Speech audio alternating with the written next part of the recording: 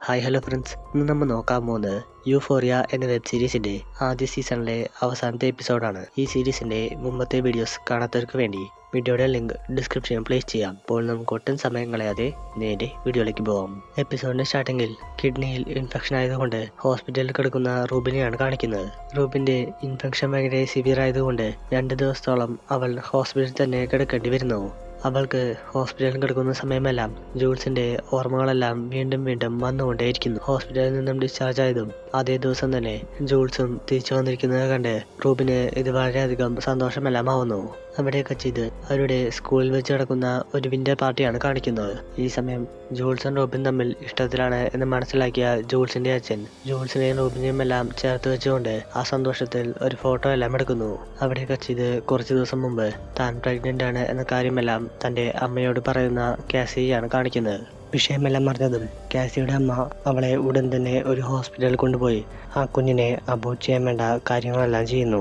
കാസിക്കാണെങ്കിൽ കുട്ടിയെ നഷ്ടപ്പെട്ടതിൽ ചെറിയ വിഷമമെല്ലാം ഉണ്ടെങ്കിലും തന്റെ അമ്മയുടെ തീരുമാനത്തെ എതിർക്കാൻ വേണ്ടി സാധിക്കാത്തത് കൊണ്ട് അവളും ആ തീരുമാനത്തിന് ഒപ്പം നിൽക്കുന്നു. അവിടെ കച്ചിത് പ്രസന്റിൽ കാസി സ്കൂളിൽ വെച്ച് നടക്കുന്ന ആ വിന്റർ പാർട്ടി അറ്റൻഡ് ചെയ്യാൻ പോകുന്നതായിട്ടാണ് കാണിക്കുന്നത്. ഈ സമയം മാഡിയും റൂബും കാറ്റുമെല്ലാം പാർട്ടി അറ്റൻഡ് ചെയ്യാൻ വേണ്ടി സ്കൂളിലേക്ക് വരുന്നു. അവിടെ കച്ചിത് നെയ്റ്റിനെയാണ് കാണിക്കുന്നത്. നെയ്റ്റ് ആണെങ്കിൽ പാർട്ടി അറ്റൻഡ് ചെയ്യാൻ വേണ്ടി ഒരു കോട്ടെല്ലാം ഇട്ട് തന്റെ റൂമിൽ നിന്നും പുറത്തേക്ക് വരുന്നതായിട്ടാണ് കാണിക്കുന്നത്. അവൻ വീട്ടിൽ നിന്നും പാർട്ടി അറ്റൻഡ് ചെയ്യാൻ വേണ്ടി സ്കൂളിലേക്ക് പോകുന്ന സമയം ഇതുവരെയും പേരൊന്നും റിവീൽ ചെയ്യാത്ത മറ്റൊരു പെൺകുട്ടിയെയും അവന്റെ കൂടെ കൂട്ടിക്കൊണ്ടുവരുന്നു. അപ്പോഴാണ് നമുക്ക് കഴിഞ്ഞ എപ്പിസോഡ് വരെ മാഡിയുടെ കൂടെ നടന്ന നെയ്റ്റ് ഈ സമയം മറ്റൊരു പെൺകുട്ടിയെ കൊണ്ടുവരുന്നത് കണ്ട് അതിൽ സംശയമെല്ലാം തോന്നുന്നത്. പാർട്ടിയിലെത്തിയതും നെയ്റ്റ് മാഡിയുടെ മുമ്പിൽ വെച്ച് ആ പെൺകുട്ടിയുടെ കൂടെ ക്ലോസ് ആയിട്ടെല്ലാം ഡാൻസ് കളിക്കുന്നത് കണ്ട് മാഡിക്ക് ഇത് വളരെയധികം ഡിസ്റ്റർബൻസ് ആയിട്ടെല്ലാം തോന്നുന്നു. അവിടെ കച്ചിത് 2-3 ദിവസത്തിന് മുമ്പ് നെയ്റ്റിനും മാഡിക്കും ഇടയിൽ നടന്ന ഒരു സംഭവമാണ് കാണിക്കുന്നത്. നെയ്റ്റും മാഡിയും കൂടി റൊമാൻസ് എല്ലാം ചെയ്യാൻ നോക്കുന്ന സമയം മാഡി നെയ്റ്റിനോട് വീണ്ടും ആ ഫോട്ടോയെ പറ്റിയെല്ലാം ചോദിക്കുന്നു. ഇത് കേട്ട് ദേഷ്യം വന്ന നെയ്റ്റ് ആവട്ടെ അന്ന് തന്റെ ഫോണിൽ കണ്ട പ്രൈവറ്റ് പാർട്ടിന്റെ എല്ലാം ഫോട്ടോസൊന്നും തന്റെ അല്ലെന്നും നീ വീണ്ടും ഇതിനെ പറ്റിയൊന്നും സംസാരിക്കേണ്ട എന്ന് പറഞ്ഞുകൊണ്ട് മാഡിയുടെ കഴുത്തെല്ലാം പിടിച്ചു നിൽക്കുന്നു. നെയ്റ്റിന്റെ ഈ പ്രവൃത്തി ഇഷ്ടപ്പെടാതെ വന്ന മാഡി ആവട്ടെ അവൻ അവിടെ നിന്നും മാറിയ ഉടൻ തന്നെ മാഡി നെയ്റ്റ് കാണാതെ അവിടെ ബുക്കിലുണ്ടായിരുന്ന ഒരു സീറ്റ് എല്ലാം എടുത്ത് അവരുടെ ബാഗിലാക്കിയ ശേഷം അത് അവിടെ നിന്നും കൊണ്ടുപോകുന്നു. അവൾ അവിടെ നിന്നും പോകുന്നത് കണ്ടതും നെയ്റ്റിന്റെ അച്ഛൻ അവളോട് അവരുടെ റിലേഷൻഷിപ്പിൽ എന്തെങ്കിലും പ്രശ്നമുണ്ടോ എന്ന് തിരക്കുന്നു. ഈ സമയം മാഡി പ്രത്യേകിച്ച് മറുപടി ഒന്നും കൊടുക്കാത്തത് കണ്ടതും നെയ്റ്റിന്റെ അച്ഛൻ നിങ്ങൾക്കിടയിൽ ഇപ്പോഴേ ഒരുപാട് പ്രശ്നങ്ങളെല്ലാം ഉണ്ടെന്നും അതുകൊണ്ട് ഈ റിലേഷൻഷിപ്പ് മുന്നോട്ട് പോയാൽ അത് നിന്റെ ഭാവിയിൽ ഒരുപാട് പ്രശ്നമെല്ലാം ഉണ്ടാക്കുമെന്ന് അവൾക്ക് ഒരു അഡ്വൈസ് എല്ലാം കൊടുക്കുന്നു. അവിടെ കച്ചിത് പ്രസന്റിൽ നെയ്റ്റ് ആ പെൺകുട്ടിയുടെ കൂടെ ഡാൻസ് എല്ലാം കളിക്കുന്നത് കണ്ട് മാഡിക്ക് അതിൽ ദേഷ്യമെല്ലാം വരുന്നു. അവൾ നെയ്റ്റ് കാണുകെ അവിടെ ഉണ്ടായിരുന്ന ഓരോ പയ്യന്മാരെല്ലാം വിളിച്ചുകൊണ്ട് അവരുടെ കൂടെ ഡാൻസ് എല്ലാം കളിക്കുന്നു. അവിടെ കച്ചിത് ഇതെല്ലാം ടേബിളിൽ ഇരുന്ന് കണ്ടുകൊണ്ടിരിക്കുന്ന കാസിയാണ് കാണിക്കുന്നത്. കാസിക്കാണെങ്കിൽ ഈ സമയം വീണ്ടും താൻ അബോർഷൻ ചെയ്തതിന്റെ ചിന്തകളെല്ലാം വരുന്നു. അവൾ ആ വിഷമങ്ങളൊന്നും പുറത്തു കാണിക്കാതെ പാർട്ടിയെല്ലാം തനിക്ക് ഇഷ്ടപ്പെട്ടതുപോലെയെല്ലാം കാണിച്ചിരിക്കുന്നു.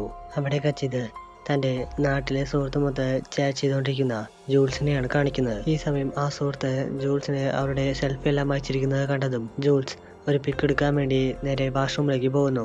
ഇതെല്ലാം കുറച്ചു നേരമായി നോക്കിയിരുന്ന റൂബ്സ് ആവട്ടെ നേരെ വാഷ്റൂമിലേക്ക് ചെന്ന് ജൂൾസിന്റെ അടുത്ത് നിനക്ക് അവിടുത്തെ സുഹൃത്തായിട്ടുള്ള ആനെയാണോ അതോ തന്നെയാണോ കൂടുതൽ ഇഷ്ടമെന്ന് തിരക്കുന്നു.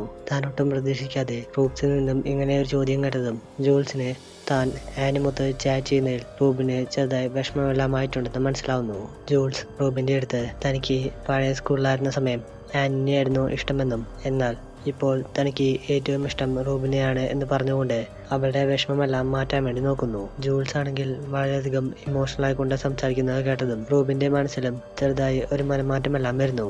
റൂബിനാണെങ്കിൽ ആ നാട്ടിൽ നിൽക്കാൻ വേണ്ടി തീരെ ഇഷ്ടമല്ലാത്തത് കൊണ്ട് അവൻ ജൂൾസിന്റെ അടുത്ത് അവർക്ക് 2 പേർക്കും കൂടി നാട് വിടാമെന്ന് പറയുന്നു.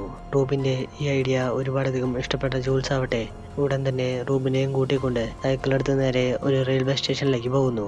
അവിടെ കച്ചിത് മാഡിയെയും നെയ്റ്റിനെയുമാണ് കാണിക്കുന്നത്.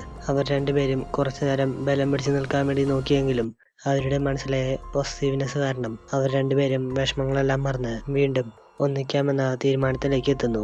അവിടെ കച്ചിത് ഒരാഴ്ച മുമ്പ് നെയ്റ്റിന്റെ ലൈഫിൽ നടന്ന ഒരു ഇൻസിഡന്റ് ആണ് കാണിക്കുന്നത്. അതിൽ നെയ്റ്റ് ഒരു റഗ്ബി ടൂർണമെന്റ് എല്ലാം കളിക്കുന്ന സമയം അവന്റെ മിസ്റ്റേക്കുകൾ കാരണം ടീമെല്ലാം തോൽക്കേണ്ടി വരുന്നു. മാച്ചെല്ലാം കഴിഞ്ഞ് വീട്ടിലേക്ക് വന്നതും നെയ്റ്റിന്റെ അച്ഛൻ അവനോട് നിന്റെ പല മിസ്റ്റേക്ക് കാരണമാണ് ടീം തോറ്റതെന്നും അതെല്ലാം അടുത്ത മാച്ചിൽ പ്രോപ്പറായി ശ്രദ്ധിക്കാൻ പറഞ്ഞുകൊണ്ട് അവന് വേണ്ട അഡ്വൈസ് എല്ലാം കൊടുക്കുന്നു. എന്നാൽ നെയ്റ്റിനാവട്ടെ തൻ്റെ അച്ഛൻ്റെ അഡ്വൈസ് ഒട്ടും തന്നെ ഇഷ്ടമല്ലാത്തത് കൊണ്ട് അവൻ തൻ്റെ അച്ഛൻ്റെ അടുത്ത് ഒരു ഫൈറ്റ് എല്ലാം നടത്താൻ വേണ്ടി നോക്കുന്നു. എന്നാൽ അച്ഛൻ്റെ ആരോഗ്യത്തിന് മുമ്പിൽ അവനെ പിടിച്ചു നിൽക്കാൻ വേണ്ടി സാധിക്കാത്തത് കൊണ്ട് അവൻ നിലത്ത് വീണതും അവിടെ കിടന്ന് പൊട്ടിക്കരയുന്നു. അവിടെ കച്ചിത് നെയ്റ്റിൻ്റെ വീട്ടിൽ നിന്നും കൊണ്ടുപോയ കാസറ്റെല്ലാം പ്ലേ ചെയ്ത് നോക്കുന്ന മാഡിയാണ് കാണിക്കുന്നത്. വീഡിയോ പ്ലേ ചെയ്ത മാഡി ആവട്ടെ നെയ്റ്റിൻ്റെ വീഡിയോ ആണ് പ്രതീക്ഷിക്കുന്നതെങ്കിലും അവൾക്ക് ഒട്ടും തന്നെ പ്രതീക്ഷിക്കാതെ വീഡിയോയിൽ നെയ്റ്റിൻ്റെ അച്ഛൻ പല ആൾക്കാരുടെ കൂടെ റൊമാൻസ് എല്ലാം ചെയ്യുന്നത് കണ്ടതും ഇത് വളരെ ഷോക്കിംഗ് ആയിട്ടെല്ലാം തോന്നുന്നു. അവിടെ കച്ചിത് തൻ്റെ കയ്യിലുണ്ടായിരുന്ന മരുന്നെല്ലാം പോയ വിഷമത്തിൽ ആ മൊട്ടത്തലേനെ എങ്ങനെ സെറ്റ് ചെയ്യും എന്ന് ചിന്തിച്ചുകൊണ്ടിരിക്കുന്ന ഫ്രാങ്കോനെയാണ് കാണിക്കുന്നത്. ഫ്രാങ്കോയ്ക്ക് പൈസ കൊടുത്തില്ലെങ്കിൽ ആ മൊട്ടത്തലയും തന്നെ കൊല്ലും എന്നറിയാവുന്നത് കൊണ്ട് ആ മൊട്ടത്തലയൻ സാധനങ്ങളെല്ലാം പർച്ചേസ് ചെയ്യുന്ന വ്യക്തിയിൽ നിന്നും പൈസ എല്ലാം അടിച്ചു മാറ്റാമെന്ന് തീരുമാനിക്കുന്നു. അവൻ അതിനായി ആ മൊട്ടത്തലയൻ കാണാതെ അയാൾ പോകുന്ന വഴിയിലൂടെ അവനെ ഫോളോ ചെയ്ത് ചെല്ലുന്നു. കുറെ ദൂരം പോയ ശേഷം ആ മൊട്ടത്തലയൻ ഒരു ഡോക്ടറുടെ വീട്ടിലേക്ക് കയറി ചെല്ലുന്നു. അപ്പോഴാണ് ഫ്രാങ്കോയ്ക്ക് ആ ഡോക്ടറാണ് ഇവന് വേണ്ട ഡ്രഗ്സ് എല്ലാം സപ്ലൈ ചെയ്ത് കൊടുക്കുന്നത് എന്ന കാര്യമെല്ലാം മനസ്സിലാവുന്നത്. മൊട്ടത്തലയൻ ഡോക്ടറെ പൈസയെല്ലാം ഏൽപ്പിച്ച് ആ വീട്ടിൽ നിന്നും പോയ ഉടൻ തന്നെ ഫ്രാങ്കോ അയാളെ ഗൺ പോയിന്റിൽ നിർത്തി ഭീഷണിപ്പെടുത്തിയ ശേഷം ഡോക്ടറുടെ കയ്യിൽ നിന്നും തനിക്ക് വേണ്ട പൈസ എല്ലാം എടുത്ത് അത് നേരെ ആ മൊട്ടത്തലയന്റെ കയ്യിൽ കൊണ്ടുപോയി കൊടുക്കുന്നു. മൊട്ടത്തലയനാണെങ്കിൽ ഫ്രാങ്കോയുടെ അടുത്ത് ഇത്രയും പൈസയെല്ലാം നീ എങ്ങനെയാണ് പെട്ടെന്ന് അറേഞ്ച് ചെയ്തതെന്ന് തിരക്കുന്നു. എന്നാൽ ഫ്രാങ്കോ നീ അതൊന്നും അന്വേഷിക്കേണ്ട ആവശ്യമില്ലെന്നും നമ്മൾ തമ്മിലുള്ള കടമെല്ലാം ഇതോടെ അവസാനിച്ചു എന്ന് ആ മൊട്ടത്തലേന്റെ അടുത്ത് തറപ്പിച്ച് പറയുന്നു. അവിടെയൊക്കെ ചെയ്ത് ജൂൾസ് മൊത്ത് റെയിൽവേ സ്റ്റേഷനിൽ നിൽക്കുന്ന റൂബിനെയാണ് കാണിക്കുന്നത്. അവർ രണ്ടുപേരും കൂടി നാട് വിടാം എന്ന പ്ലാനിങ് കൂടെ വന്നതായതുകൊണ്ട് ആദ്യം വന്ന ട്രെയിനിൽ തന്നെ ജൂൾസ് ചാടിക്കയറിയ ശേഷം റൂബിനോടും ആ ട്രെയിനിലേക്ക് കയറാൻ വേണ്ടി പറയുന്നു. എന്നാൽ റൂബിനാവട്ടെ ആ സമയം തന്റെ സഹോദരിയെയും അമ്മയെയും പറ്റിയെല്ലാം ഓർമ്മ വന്നതുകൊണ്ട് അവൾക്ക് ആ ട്രെയിനിലേക്ക് കയറാൻ വേണ്ടി സാധിക്കുന്നില്ല. ഈ സമയം ജൂൾസ് ആണെങ്കിൽ തന്റെ തീരുമാനത്തിൽ തന്നെ ഉറച്ചു നിന്നത് കൊണ്ട് അവൾ റൂബ് നോക്കി നിൽക്കെ ആ ട്രെയിനിൽ കയറിക്കൊണ്ട് പേരൊന്നും അറിയാത്ത മറ്റൊരു നാട്ടിലേക്ക് പോകുന്നു. റൂബിനാണെങ്കിൽ ജൂൾസ് തന്നെ പിരിഞ്ഞ് പോയതോർത്ത് ആ വിഷമത്തിൽ അവൾ വീട്ടിൽ ചെന്നുകൊണ്ട് പൊട്ടിക്കരയുന്നു. ഇത്രയും കാണിച്ചുകൊണ്ട് ഈ സീരീസിന്റെ ആദ്യത്തെ സീസൺ ഇവിടെ വെച്ച് അവസാനിക്കുന്നു. ഈ സീരീസിന്റെ സെക്കൻഡ് സീസൺ ചെയ്യണമെന്നുള്ളവർ താഴെ കമന്റ് ചെയ്ത് അറിയിക്കുക.